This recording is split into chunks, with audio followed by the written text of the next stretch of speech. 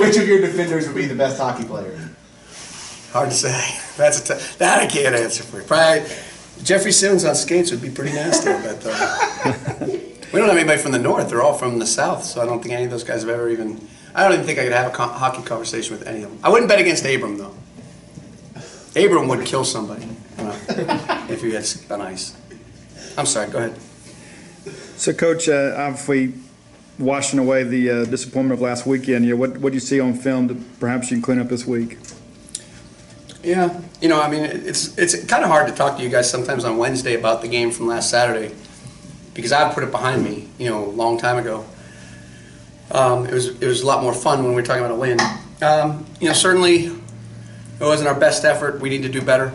I think everybody all the players understand that, and the coaching staff understands that we need to execute better. I said to you guys a week ago about Billy Napier. I thought Billy Napier pulled out a pretty good game plan, and what I think we've understood now, or I've learned quickly, and I put all the blame on myself, is that teams are going to stop running their normal offense and just run kind of gimmicky offenses against us. Run unbalanced formations, run formations into the sideline. There's two ways you can, with as much pressure as we like to apply, you can get us out of our pressure, you can try to block our pressures or get out of them.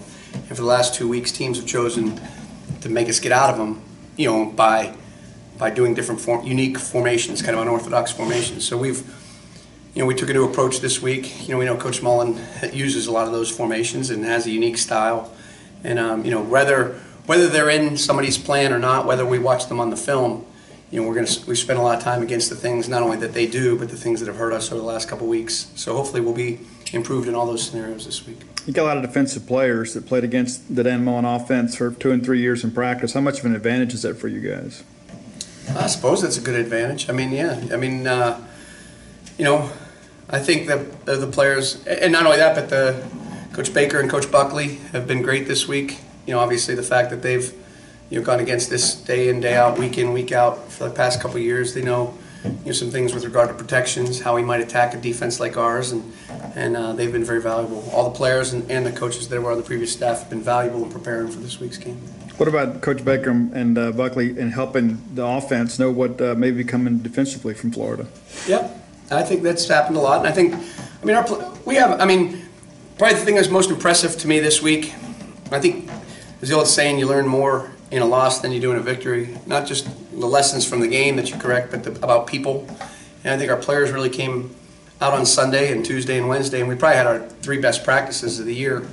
And unfortunately, maybe it took a loss for us to go, okay, we better get it together here a little bit. But in addition to that, I think it showed that our players really want to be successful. They have great pride in Mississippi State. And so not just that, our players have really offered up things, on both sides of the ball. Hey, just so you know, they called it this, or this is how they did this, or this is how they attack us. So just not just the coaches and people who've been part of the program, but a lot of the players too. And I think everybody's rallying, and certainly this is the most important game on the schedule because it's the next one, and really not for any other reason than that. I certainly understand the emotion in it, but we try to talk about playing the game with passion and not emotion. I think we've got an emotional team to a certain extent, and I think that's our greatest asset and maybe our worst asset. Sometimes we get a little too emotional. Do you feel like after 3 days of practice that the lack of focus that you had last week, do you feel like you've got that under control?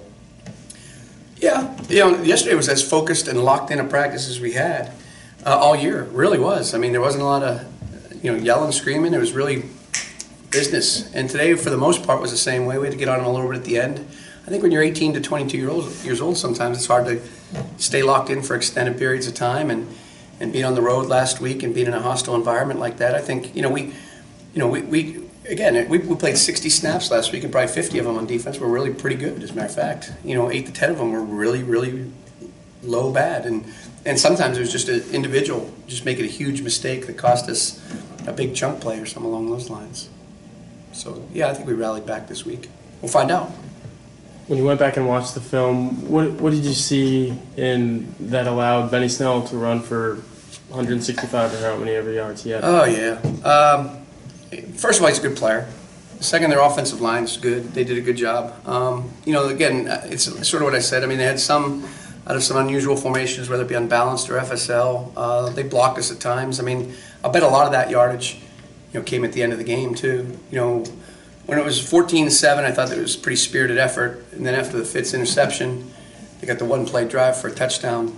And I don't think our guys gave up. That's not a fair thing to say. That's not an accurate thing to say. But I thought they had momentum and juice, and we did not have momentum and juice. And the two things that I've challenged the guys this week that can't ever happen again is, number one, that's 3 times in a row teams, when we've turned the ball over, and we haven't turned the ball over that often, but every time we've turned it over, the other team scored, and we got to do better than that. And second, I don't ever want to see a team end the game with the ball taking a knee. We had opportunities. I think we had a 3rd and short, and I think we had maybe a 4th and short that they got, and then we had a penalty. It was just sloppy stuff. I mean, we had more missed tackles and more missed assignments and penalties than probably the last couple games combined. That's disappointing. And I think Coach Moore had probably said some of the same things. How do you think they'll respond to what you challenged them with this week? They're great kids. I mean, they've worked hard. As I said, I really feel like we've put together a pretty good game plan, and I feel like the guys have executed really well on Tuesday and Wednesday. Obviously, you never know till the game. So many factors go into success or failure in a game, and there's so much momentum in big games like this. Ebbs and flows to the game. But I think they've prepared really hard, and now the only thing I can really say is let's go out and have a good Thursday practice and keep going. I think everybody's excited though. As a defensive coach, what do you tell your unit when the offense is struggling, when your offense is struggling? Well, Joe says it all the time, and I think this is what makes Joe such a great coach.